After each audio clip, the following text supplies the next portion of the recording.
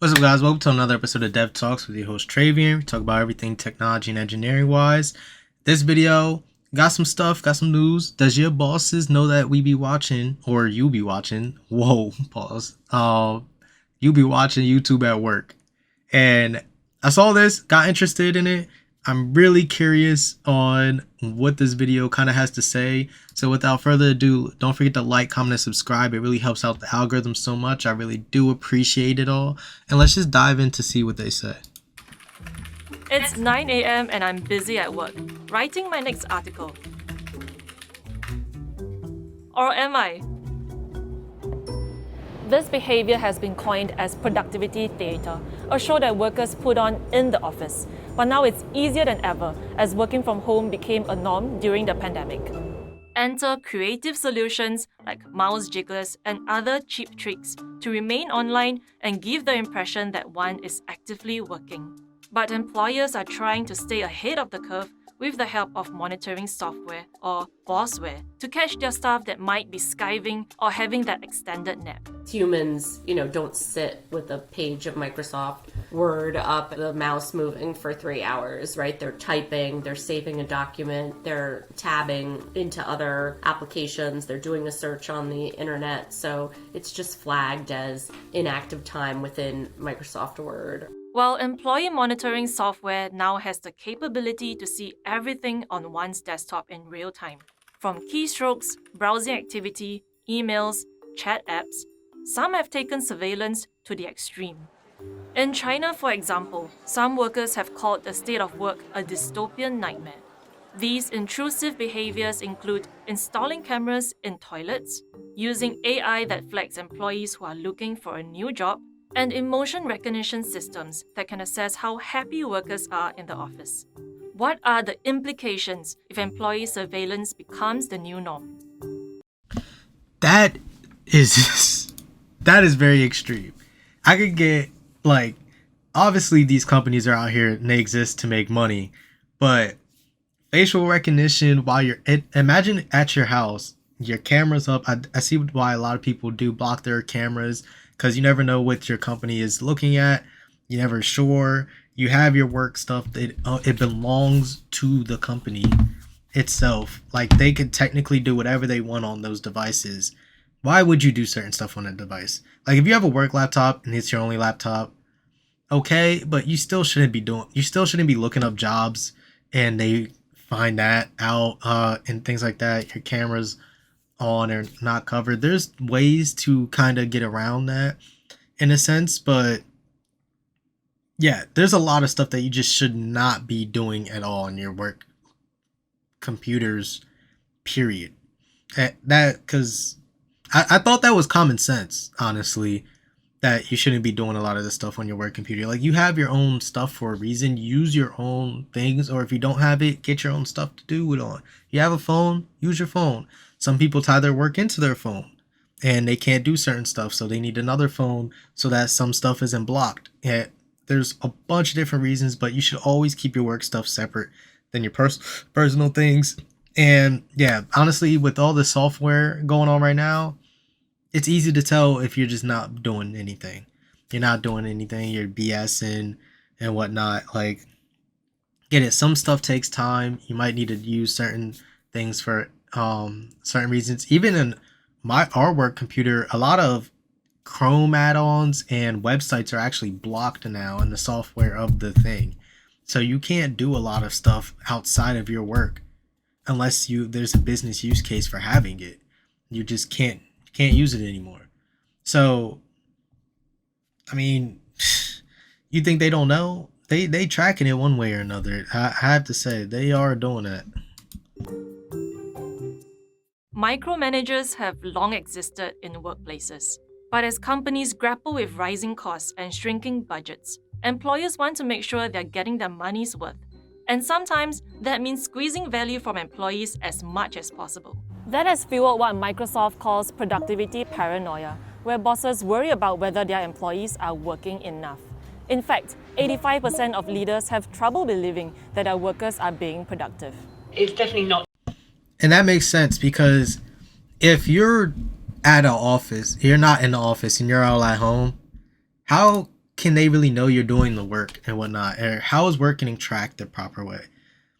Good thing for engineers, right? I don't know about other people and how they know how work's getting done, but for us, we have ticketing systems that track when we move them in different progress, what's getting done. You can see what is literally getting done. You can see what we're literally developing. You can see what we're opening up. We have meetings in the morning to talk about our progresses on what's gotten done, if you're still on the same task, what's going on, all of that kind of stuff. So I feel like it's a lot easier to tell when an engineer is doing work versus a non-engineer. I don't know about some of these other roles, if you're not using Jira or anything like that to track your work or your progress and stuff.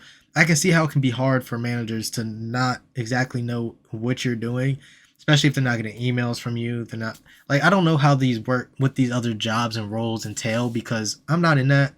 Only from an engineering standpoint, I feel like it's a lot easier to track us working at home and in an office. And I feel like we're really good at multitasking anyway, so we could do a lot of different stuff and do our work at the same time. So, I mean, that's how I would take that. Not new. There's been surveillance since the beginning of the Industrial Revolution. There was punch cards for people to come in and out of factories. So there's always been a desire by employers to keep track of what employees are doing. But that has increased excessively over the last few years. Even pre-COVID, largely under the guise of ensuring workplace safety and confidentiality and protecting the business. Demand for employee monitoring software has skyrocketed since the pandemic. VPN review website Top 10 VPN reported that searches for employee monitoring software increased by 75% in March 2020, compared to the 2019 monthly average. Demand remained strong in 2021 and 2022. Another report found that close to 80% of employers use monitoring software to track employee performance and online activity. Some managers have taken it even further, storing recordings of staff calls, emails, or messages to evaluate their employees' performance. Veriato is one of many employee monitoring software companies worldwide that has experienced a boom in sales due to the pandemic. I installed Veriato on my computer for a day to find out exactly what managers using a monitoring software would be able to see. So yesterday, you were 1% productive because we have not selected the productivity information. Employers can determine which sites are productive or unproductive. For example, sites like Twitter and YouTube would most likely be considered unproductive. These are the sites you were working yesterday throughout the day. Google.com, Google Chrome, login window, Outlook. This is the bifurcation of the whole day. Screen captures were done every 5 seconds, and no surprise, every conversation I had on Slack and Microsoft Teams was captured as well. One of Veriato's latest features utilizes psycholinguistics, where employers could get an indication if workers are satisfied at work through their language. There are by default some keywords which we have already put, like president, interview. Somewhere you have written interview. That's why it got alert. Is it because employers want to know if their employees are leaving for their next job? We always put it in a very positive way. This is insane. Like, even your messages and stuff, and they have the keywords of like, hey, if you're talking about interviews, imagine you're doing an interviewing and they're like, oh, you're talking about interviewing and it's flagged. You might be interviewing somewhere else, but you're interviewing people to come to your company. That can be like a double-edged sword in a sense of keywords like that being taken. But it for her example, for what she was doing, just a small glimpse of what was marked as productive, it was only Microsoft Teams. And I would probably only be meeting calls. That's 1% of productive. Thing about us engineers and stuff. Google, she used Google a good amount. Right here, it says Google Chrome on here. It says Google Chrome right here, right? Google.com, Google Chrome. I don't understand how they're not being tracked the same way. But unless this means Google Chrome in general, and then this is the actual website, that's probably what it is. But if we're working on, I guess it means neutral. So she was never added. So I can see how it can be read as neutral, but it still, you could be looking up specific stuff to figure out what you're doing. Like I wonder if GitHub repositories would be tracked as productive, or how companies like vary stuff like for different roles. Like for engineers, how would this look different and stuff? Because we can be Googling stuff and being productive, trying to figure out how to do certain stuff and like fix a bug, research a bug, and things that see if any other person has came across certain bugs. And there's certain sites that get taken down that we can't look at anymore, especially on work computers that may have like bug fix informations. But yeah, that's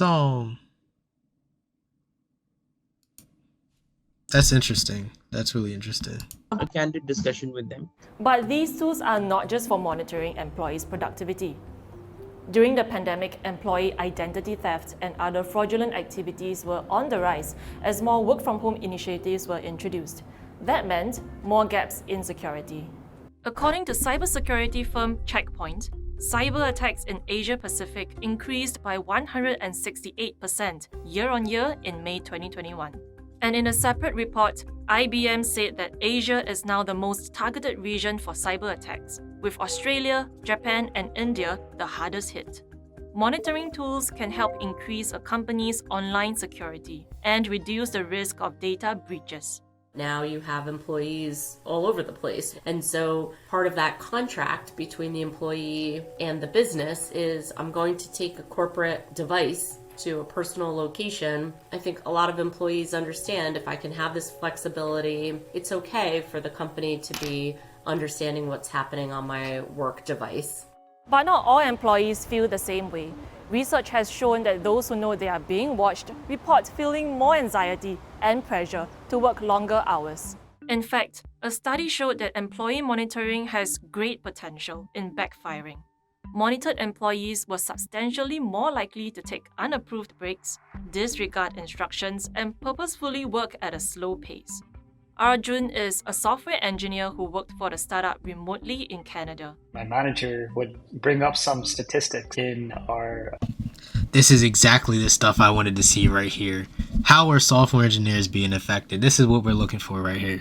One-on-one meetings. There'd be statistics like, oh, you're idle for X amount of time, but I was finished early, and they're like, oh, you should be working on something else. Time Doctor, another employee monitoring software, was installed on his company laptop.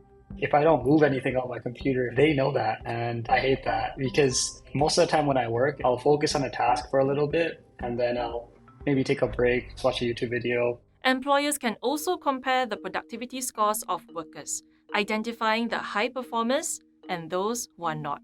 I think it does kind of help be a little bit more productive, but at the same time, it's also counterintuitive, because what I would do is I would try to make my tasks longer to fill in the time.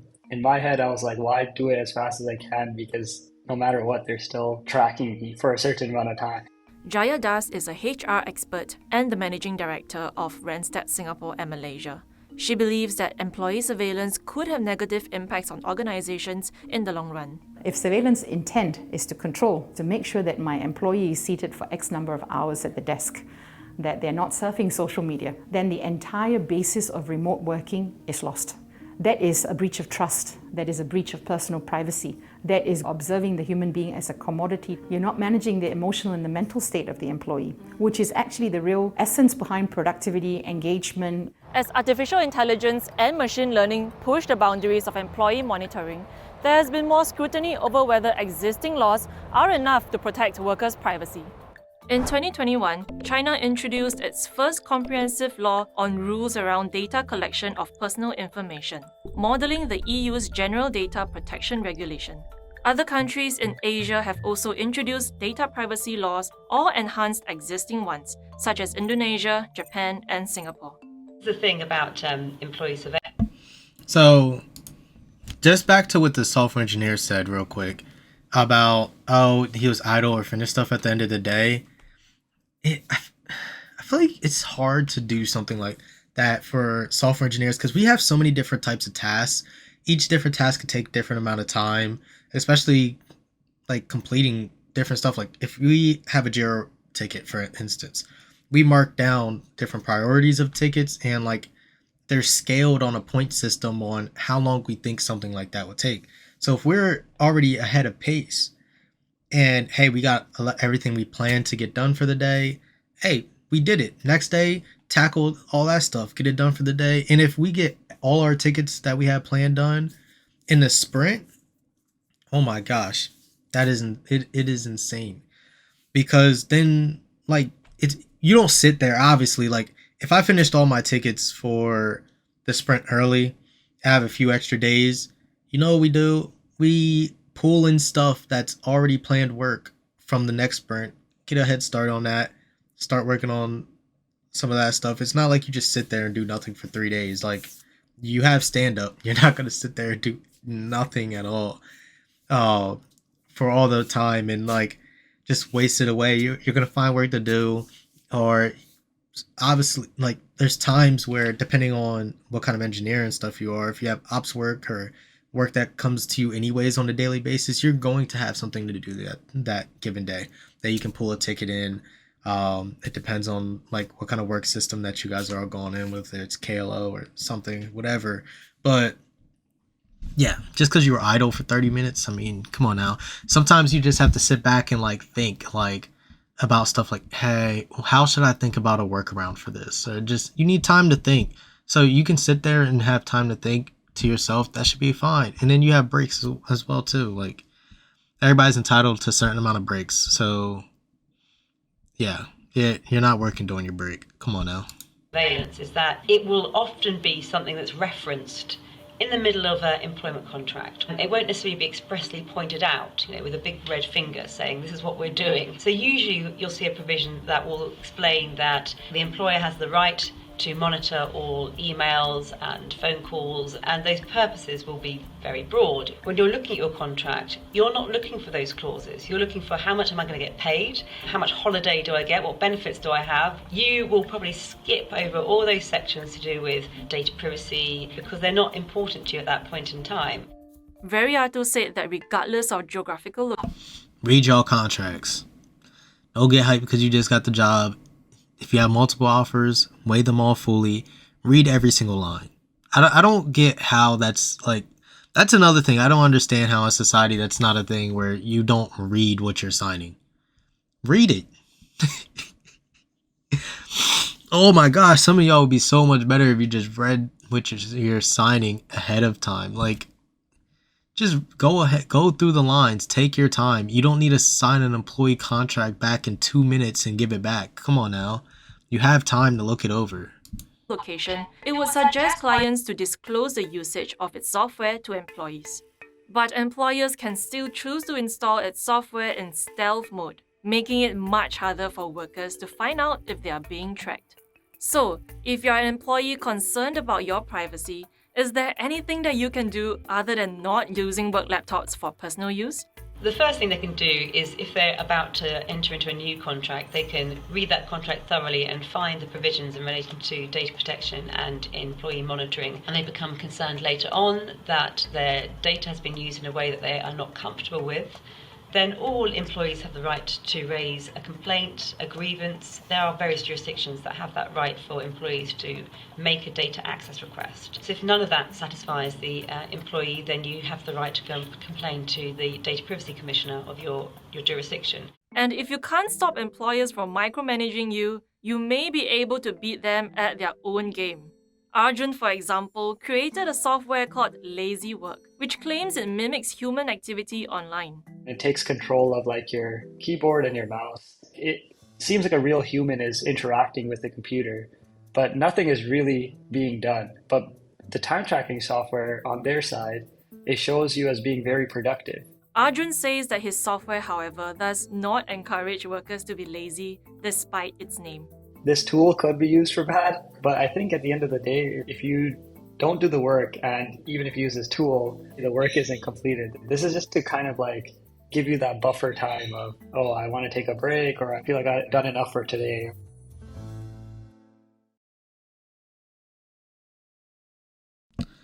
That is interesting. Yeah, I really don't have any more to say on top of what we already covered really quick and briefly over how some of these softwares is kind of actually insane, especially used in the office. But don't do certain stuff on your work computers. First of all, read your contracts. That's second of all.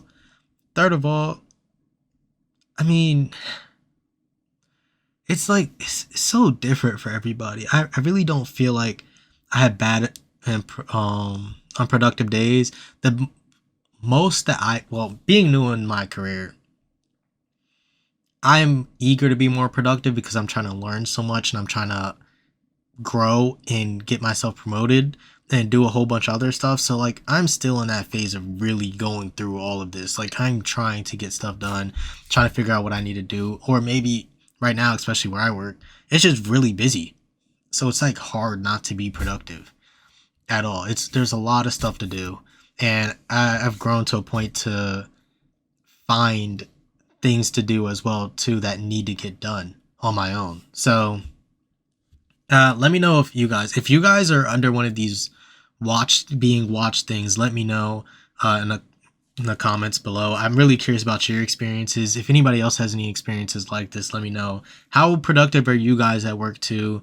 Drop it in the comments. But besides that, thank you all for watching this video. Don't forget to like, comment, and subscribe. It really helps a lot, especially with the algorithm. I appreciate it. Share to all your friends and family and anybody else in the tech and engineering that you guys know that want to keep up to date. And lastly, if you want to see more videos like this, just click the video that's linked up on here right about now. Peace. See you next time.